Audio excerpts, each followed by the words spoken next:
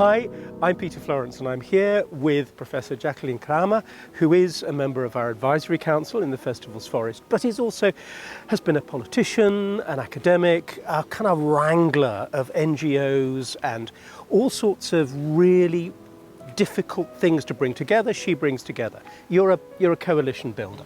Well, I call myself a transition broker. Right. So transformative change needs coalition of willing partners.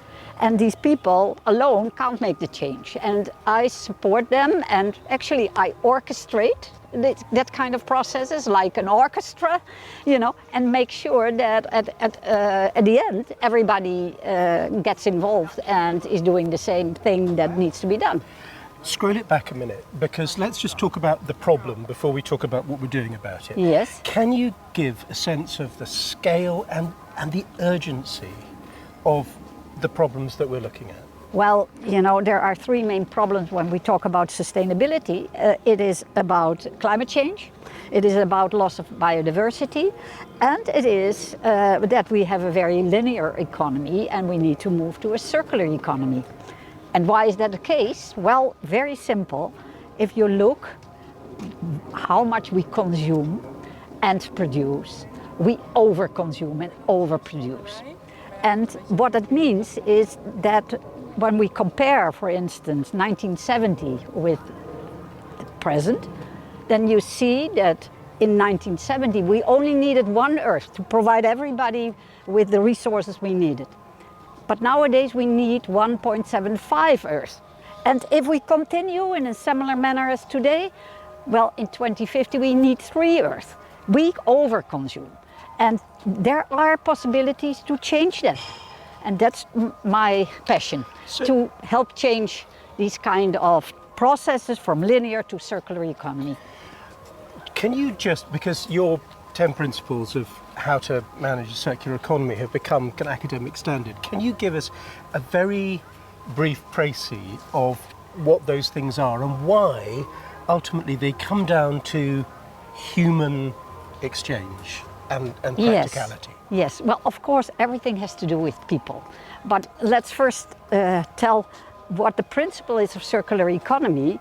It is actually that you use as less as possible the products, materials and resources. So it means the highest step on the ladder of circularity is refuse, no use. Secondly, what we can do is, of course, reduce the amount of resources we need per unit of product. Reduce. And all our products, third step is we need to redesign products in such a way that they are circular, that they can be brought back in the cycle and be reused again.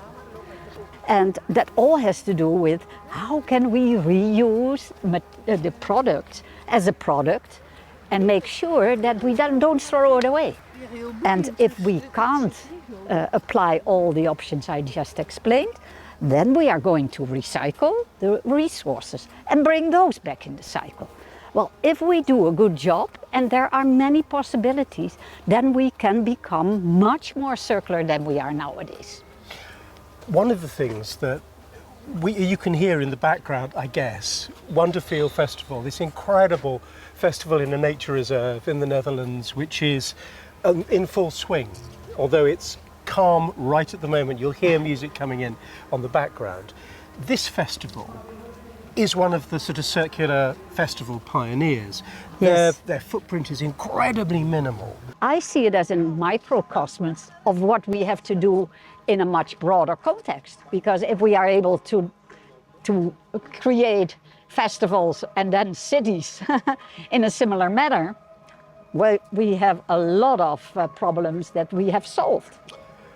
I love that idea, and I love the idea. One of the reasons that we wanted to introduce the way that the forest is funded by the public comes from an idea of Nick Stern's that you have to gradually accept the idea, we all have to accept the idea that there is an actual hard financial cost to the carbon that we consume. Yes. And that we need to find a way of introducing a carbon tax. So the festivals decided together that what they would do is ask people voluntarily to recognise that their festival ticket came at one price, and they could supplement it by planting a tree for a carbon coin at I don't know, 1.5%, 2% of the cost of the total budget. And what we found is, looking at these wonderful people walking past us and around us, they practically all did it, huh? yeah, they practically all did it. Great. And there is a willingness for of people, course, if you you can know. see exactly what your money's going towards and how it might help, Yes.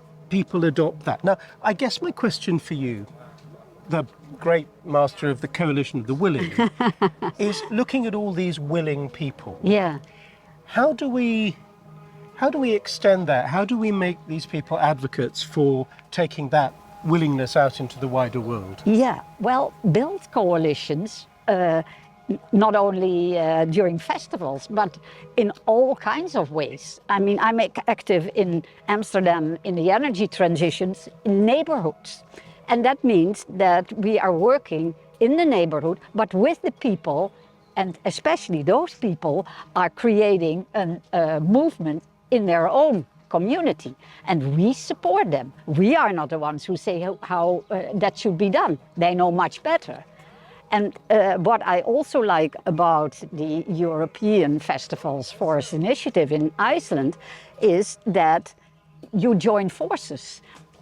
When only one festival would plant trees in Iceland, it would not be a big contribution. But because we all do the same, and that's an important thing, that you show by giving the example, and not just a small example, that that can be a fertile ground for much more initiatives.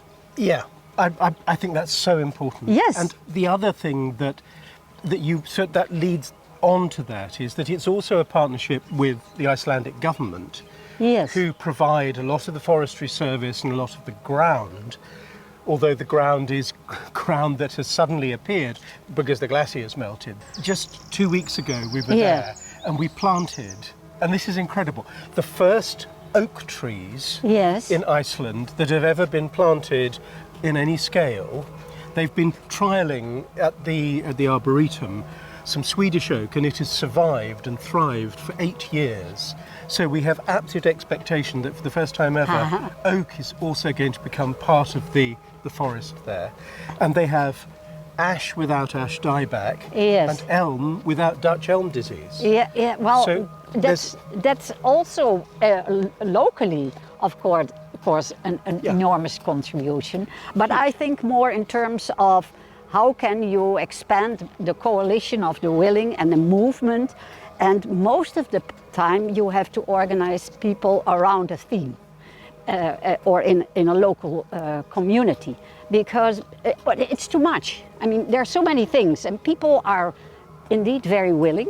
And the bottom-up movement, I have never seen the movement that strong as today. Hopefully, also it will become even stronger in the near future. But when I started, and that was in 1970 of the previous century, then, you know, we were crying in the desert.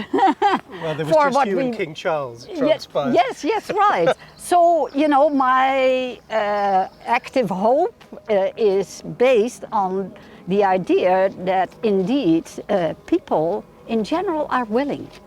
And it's not a matter of I don't like something. Of course there is a group, but the group who says, of course I want to take care of the environment and of help to combat climate change, because we have grandchildren, we have next generations, and also we are confronted with climate change already today. So everybody is aware. That's not the issue anymore. The issue is how can we solve these problems together? And the government is nowadays not able to do that alone anymore. I mean, we relied in the past on the government. You know, we looked at the government and said, you have to put regulations in place and then everything will be fine. The time is over that can be done by the government alone. Is it easier to deal with the government now that you're no longer part of it? Well, when I was minister, I was in charge of changing all kinds of things. And of course, I could do a lot with what I could handle. But of course, there was this political, controversy about what should be done and how. So now I'm much freer. And the type of work I do also is something that I really like to do, and I'm a kind of person who likes to join forces and make sure that everybody can be involved. But I'm not somebody who is only talking. I don't want to just talk, I want to do. You know, it's no time for talking anymore. Can I ask you something about, not only about behaviour, but about protest? Because it's a sort of landmark day today. We're talking on the 18th of July. Yesterday in Britain, there was a court case where 5 Just Stop Oil protesters have been jailed for an unconscionably long period of time, 5 years and 4 years, these 5 people. Not for actually having acted, but for having had a Zoom call in which they planned considerable disruption. Now, I'm constantly, torn in many directions. My sympathies go with, obviously, the cause of protest against injustice. But I'm intrigued to know what you think the best form, the most effective form of protest on this subject can be. Or is it the case that we need lots of different kinds of protest? That would be my answer, because, there are all kinds of forms of protest and of building coalitions, the work I'm doing. But when I was younger, I was more in the environmental movement, and I was in another role. And now I think with my capabilities, I better do this. But I am very much in favor of a very diverse group of protest initiatives. And the only fear I sometimes have is that we should not lose the sympathy of the people that are inclined to support us, but saying, well, now it's going too far. So this is also the problem of the fine line. Where is it a problem? But where do you also have to make a statement and be very fierce? Because all the changes have been created by people who were much bolder than just a regular, friendly change and attitude of, negotiating. I mean, sometimes it helps, but sometimes you have to make a statement. So it depends on the time, the context. It's a little bit of an answer that you think, well, it looks like a politician, but that's not what I mean to say. We need all kinds of voices. That's the main message I have. And you can't just reduce it to this is wrong and this is good. Everybody has a role to play. Yes, they do have a role to play, and the leadership within political circles is also really important, isn't it? Oh, of course. If President Xi decides that he's going to build solar panels rather than of course coal-fired stations, then that's going to be a shift. So how do we as voters, as members of society in whichever political reality we're in, how do we get the message to our politicians that actually this is the single most alarming, however alarming Putin invading Ukraine or America deciding that unilateralism and isolation is best, however alarming those may be, the scale of this problem is gigantic. Is existential. Yeah, it's existential, yes. But many politicians realize that perhaps, but what is the problem of politicians in general is that they are much more risk avoidant in terms of taking steps than I thought before that they would be before I entered government myself and saw how it works. the system. You know, in the first place, we have coalitions, so you are already restricted because your coalition partners also need to agree. So that's one. But you get all kinds of comments of Parliament and of society, and then they check.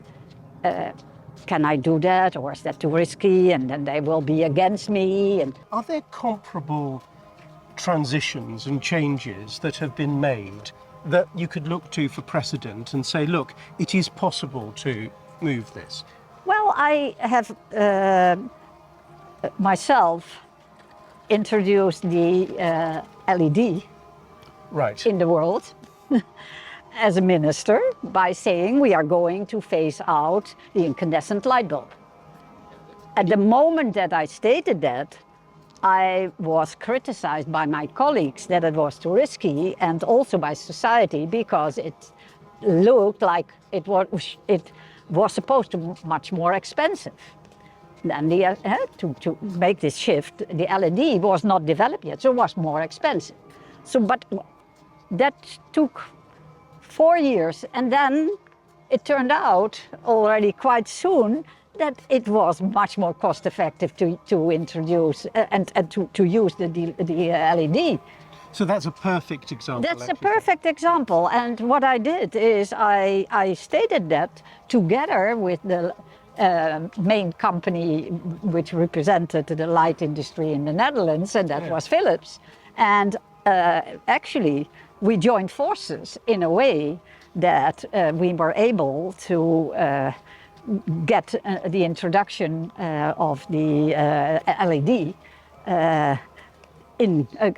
agreed upon in Brussels, because I organized the political change, and Philips. So was the LED revolution here in the Netherlands? Yes, I did my work, but at the same time I was supported by the postcode organization for societal goals, and they introduced the LEDs imported from China to put pressure on the system. So together we made this change, but the statement that I made and the organization of the work to also get support of my colleagues in Brussels, together with the initiative of the lighting industry, made that we could make this change in 2 years' time. Now, that was great. And then we had a phase-out time of 3-4 years. And then after that, after Europe, the rest of the world followed. How soon are we going to be in a position where we can make electric car batteries in Europe affordably and without causing even more damage than we have been in the past? I don't know, I'm not an expert in batteries, but all over the world, the main focus is on batteries. Yeah. Everything is about batteries. So, and we have, well, a lot of expertise in batteries. The point is, it is a rat race. But if Europe is not willing to see it as a rat race and does not support the battery industry in the right way, then all the batteries come from China or the States or wherever. So, you know, these problems are not just local problems anymore. It's also a change in the power relations in the world. So we have to deal with that, and we have to think more strategically about what do we want to promote in order to build our own industry in Europe on batteries, but also other things. Brilliant. Yeah. Thank you very much.